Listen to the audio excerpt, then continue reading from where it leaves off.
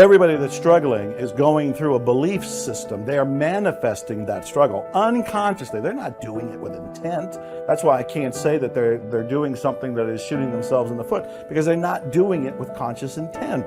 It's coming from their unconscious program. You can't talk negative and expect to live a positive life. You can't talk defeat and expect to have victory. You can't talk lack, not enough, can't afford it, never get ahead, and expect to have abundance. If you have a poor mouth, you're going to have a poor life. If you don't like what you're seeing, start sowing some different seeds. You have to really face the ruthless reality, the ruthless truth, that what you're getting in your life is a direct result of your beliefs. Your beliefs are controlling your thoughts are controlling your actions are controlling what the experience you're getting out in the real world. So back it all the way to the beliefs again. We got to find out, what are the beliefs creating the reality you have? Change those beliefs. You're going to have different thoughts, you're going to have different actions, you're going to have different results. It's going to be this domino effect. It's got to start, not with the actions out here. It is one way to begin it, but I find it easier, more efficient and effective to come all the way back. Start there.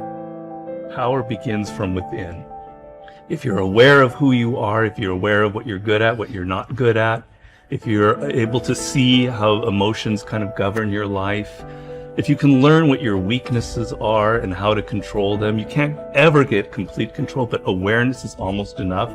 Slowly through this process of knowing who you are and understanding other people and how they operate so you don't make stupid mistakes in life, you can increase that little tiny margin more and more and more, and you will be a person of power.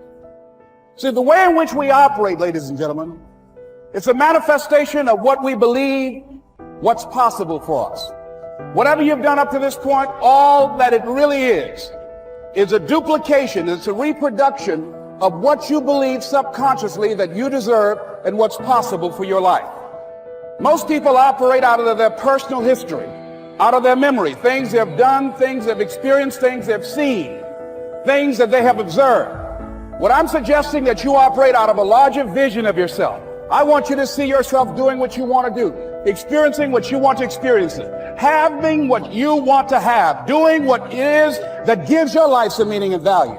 Operate out of your imagination, not your memory. Because whenever you look at where you want to go, I'm wanting to warn you, you will have some conversation back here after you go through the data that you've experienced in life saying you can't do it. And so what you want to begin to do is ignore that inner conversation. Start putting the right things in. Now, we live in a time in society where there's so much great information, whether it's a podcast, whether it's inspirational interviews, whether it's books or the lives of some of the people we looked at earlier. Every single day, or at least every single week, if you want to take your compass needle and start remagnetizing it in a positive direction by exposing yourself to the kind of information that supports your potential and your greatness and where you want to go. Now, there's no excuse for not being able to do that now in a society where it's so available. But if you're not choosing to do that, by default, you're going to be hooked into somebody else's agenda. If you don't start filming as the star of the movie in your life, by default, you're going to end up as a film extra in somebody else's. Remember this, you're the lead character in the story of your life, and the person who controls that script is you and your God. And at any point, you can decide to step into a new chapter. You can step in to be a whole new leading character. All you can be responsible for is yourself. Your starting position is, right, you have to evolve with the different situations that are presented to you. And my experience is, if you do that, the rest will happen. The people around you will be raised naturally. Understand that? Like if you bring anger into a situation, imagine a household where everyone's always fighting. If all of a sudden somebody's not, and somebody's bringing understanding and love, that's all they have to do. It will change things, right? But you can't sit there and say, I won't change it until everybody else does.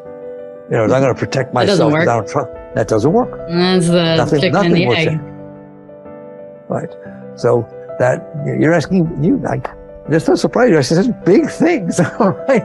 It's like, can it be better? Of course it can be better, but it requires that everybody work on themselves. When you saw this depressed thoughts coming in, or these self-sabotage thoughts coming in, what did you shift it with affirmations, with different thoughts? What did you start to say? It was just the awareness, that, as I said, the very first stoplight where I started all of a sudden to listen while I'm waiting for the light, it was like the first time I tuned in and go, what the hell are you thinking? That was the most important thing, because then the habit of not going there anymore, starting to realize, this is why am I thinking this negative thing? Turn around, make a positive statement right now, because that negative one is taking you on and just a repetition of this behavior become habitual. So, and habits are great. Why? No effort. I love habits. Why? You don't even have to think about them. They do it automatically, So if you put in these really great habits, you can walk through the day and think anything you want, do anything you want, and your habit, if they're good ones, will just guide you perfectly through here without even being involved with thinking. That's the game. The game is, what is heaven to you? Then program that's your life. And then guess what? The 95% of the day manifesting heaven while you're not even thinking about it. And the way that you countermand the fear of failure, whenever you think of something that is fearful, you say the words which override these words. The words are, I can do it. I can do it. I can do it. I can do it. Tell your kids you can do it. Tell your spouse you can do it. Tell your friends you can do it. Tell people who are looking at a new challenge you can do it. Start a business you can do it. Call on a big customer you can do it. Just tell people you can do it, because every single time you reinforce somebody else, you reinforce your own courage. What is the word encourage? It is to instill courage into. When you encourage other people, you actually encourage yourself. And remember, fear is the big enemy. Our job is to get rid of this fear of failure. This fear of failure that holds us back and paralyzes us. Imagine if you weren't afraid of anything in the whole world, what a difference it would make. Imagine if you were guaranteed a success in anything. If somebody waved a magic wand and said, whatever you do from now on, you'll be successful. And you went out here and you could do anything, call on anybody, go anywhere, start anything, try anything, and you'd be successful. We don't realize how much of a role fear plays in our life until we think what we would do if we didn't have any. The brain is made up of two types of cells, neurons and glia, and it's pretty much complete at the 8th month of pregnancy, with twice as many neurons as the adult version. As we age, neurons that aren't used don't fit the required job, or are simply too weak, will be pruned away in a process known as neural Darwinism. Therefore, the assumption is that as we age, our capacity to learn and retain information diminishes. But it's not true. If you don't use your brain, then of course you will lose it, but that has nothing to do with age. In truth, the brain is much more pliable than we first thought. It is able to change as our environment and experiences change. We can learn, and more importantly, unlearn, whenever you carry out certain behavior or think a thought, a neural pathway is created. If that behavior or thought is repeated often enough, the pathway becomes more fixed and turns into a neural superhighway. When those superhighways are positive, it's great. If not, they can be very destructive, but they can be dismantled. Your brain has amazing plasticity.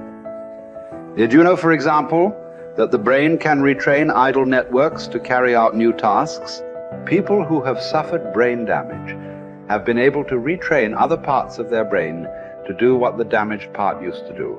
And this basic plasticity remains, regardless of age. Your brain can renew itself, learn and rewire, and you don't need to sit in a classroom to do so. It is possible through new thought, new actions, and new emotions. Researchers divided a test group into 4. The first group were asked to physically practice a one-handed 5-finger exercise on the piano. Group 2 were to play the piano randomly, and Group 3 were asked to watch Group 1 memorize the exercise and mentally rehearse it only while Group 4 did nothing. Each group was to do their thing for 2 hours a day for 5 days. 2 things were fascinating about this study. First, the speed at which the brain altered, new pathways were created after just 10 hours of practice over 5 days. Perhaps what is even more amazing is that Group 3, who did not actually play the piano but pretended to do so in their minds, had almost as much brain activity in the exact same area of the brain as Group 1. You share in that all power, all wisdom of mind, but you've got to take it. The power is there, but you must use it.